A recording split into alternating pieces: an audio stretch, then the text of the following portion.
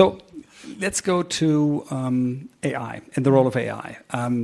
You are overlooking a part of the company that works, of course, with global leaders. Yeah. And we talked about the relevance in boardrooms, right? Right. So, when we just look at the conversations we had in the first session, one of the challenges that we see is, of course, maybe not really about adaptation, like learning what AI is, but also how leadership responds to AI. Right. So could you share a little bit of what you see happening right now? Because you're a global company. Yeah. Is there big support? Is there Angst, as we say in German? Beautiful word, Angst. Is there doubt? I mean, you mean in terms of leadership or in terms of the whole adoption thing, right? Leadership. In terms of leadership, I think there is everything. There is enthusiasm and curiosity as much as fear and reluctancy. I see everything. And it's an interesting tipping point at the moment, because for 30 years we were digitizing processes. Now we are digitizing decisions, which makes everything completely different. So can you explain? Do you have first cases where you go that far? Yes, we do. We talk a lot about human AI chemistry, human AI resonance, and in this realm, we also talk about the agentic boardroom. So talking about leadership means that we have boardrooms or unit leadership meetings where agents actually in real time consult the boards or the leadership teams, which makes it really different to lead than it was before.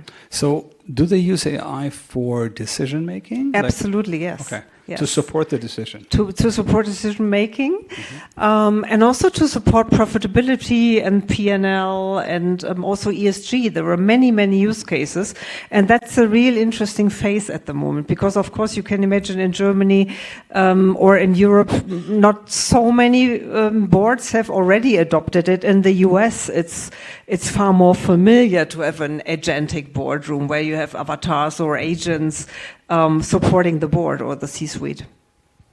So what about the part where we talk about the workforce? We had we had Alvin here, and Alvin said at the very end of the interview, he was referring to the expected shift in workforce, loss in workforce as well. So does this topic play a role in those boardrooms? Actually, not really. I mean, this topic, the agentic boardroom, plays a role. Let's take a look at procurement. If you talk about the board function procurement, for example, procurement is always responsible for all risks, supply chain, also ESG. So a lot of processes and a lot of global processes. So global supply chains, really complex.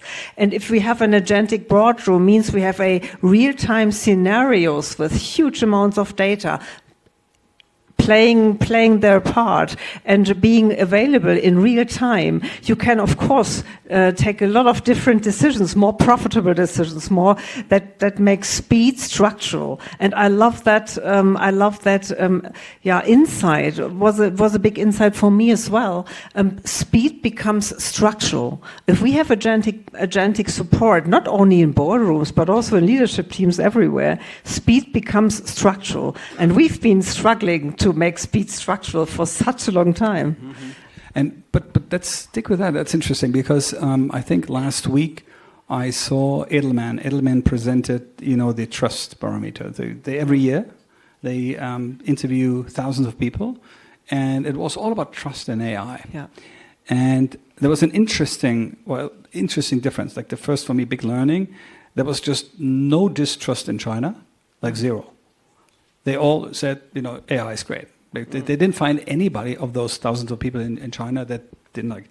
Very opposite here, Europe and the US. Yeah, we have a trust gap, we call it. Can you talk about this? And how does leadership react to that?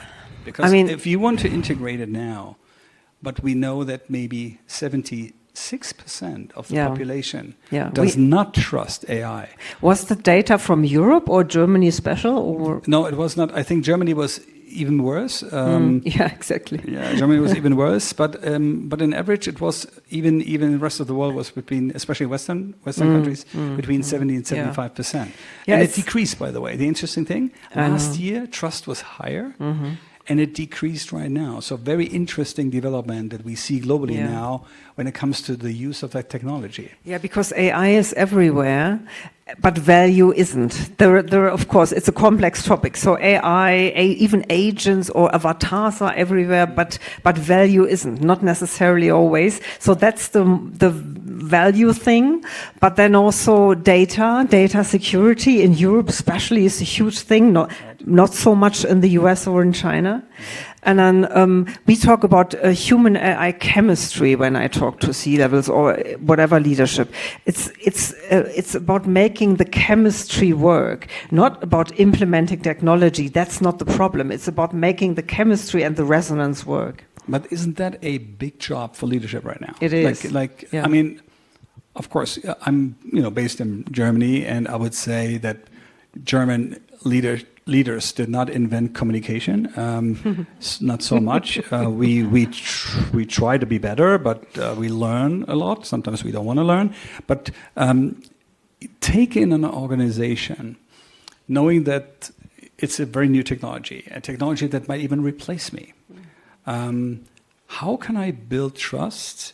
What is needed on leadership side if you talk to those leaders if they want to be successful? Because you don't want employees to boycott that. You can't allow that, right? So what can they do? Radical disruptive clarity and honesty. Radical honesty and clarity, number one. You need to be radically open and honest with what might happen with that technology.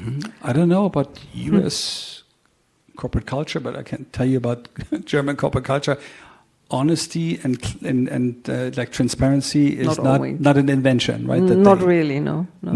So then I would guess chances are low, or what do you think? I mean, you're in the market. I mean, it's only one piece of the coin. On radical honesty and clarity is one side of the coin, and the other is also involvement and responsibility for really building the tools that you need and applying the tools that you need, adopt the tools that you need, and never ever, if you can avoid it, never ever top down, like this is the tool, everybody's using it. No.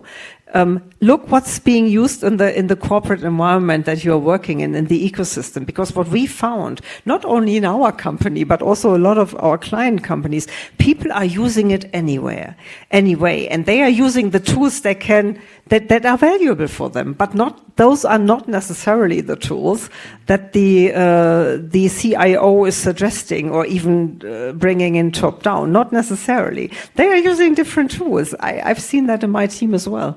And this, I would strongly recommend to take a look. What is being used in the corporate? What are people really applying, and what's valuable for them?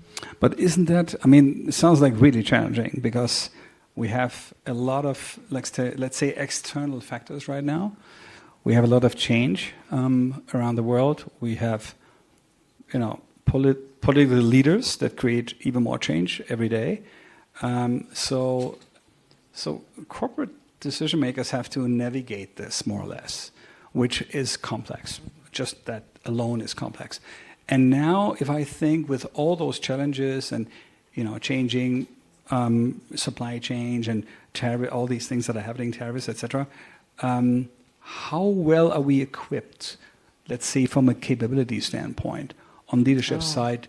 Handling this, because I think it's a complex thing to do. It varies from 0 to 100%, to be honest. And who's 100? Do we have anybody? I mean, we do have... Don't mention names, it's okay. No, of course not. But of course, in the tech environment, we do have leaders who deal with AI every day, who are even coder.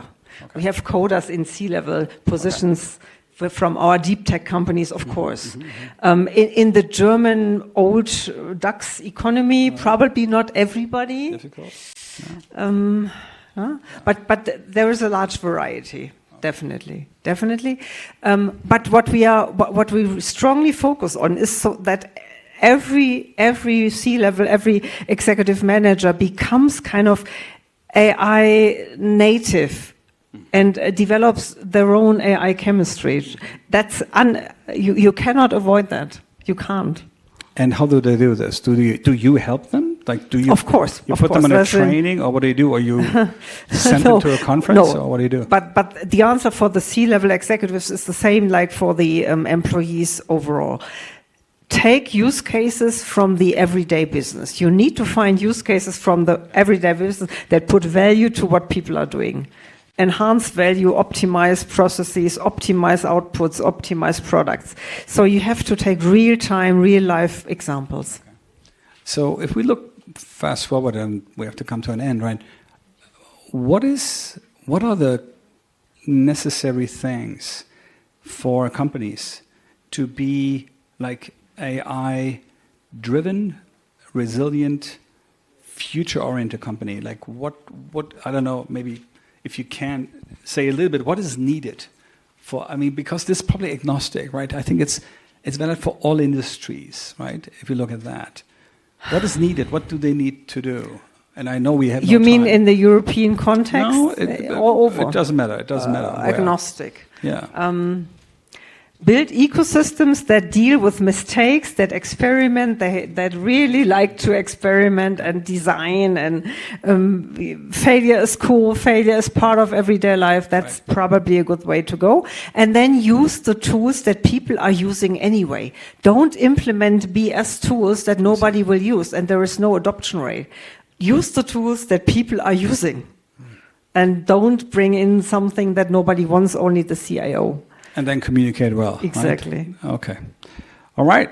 So thank you for coming, Christina. Thank you for sharing your thoughts. Thank you. Thank you. Applause to you. Thank you.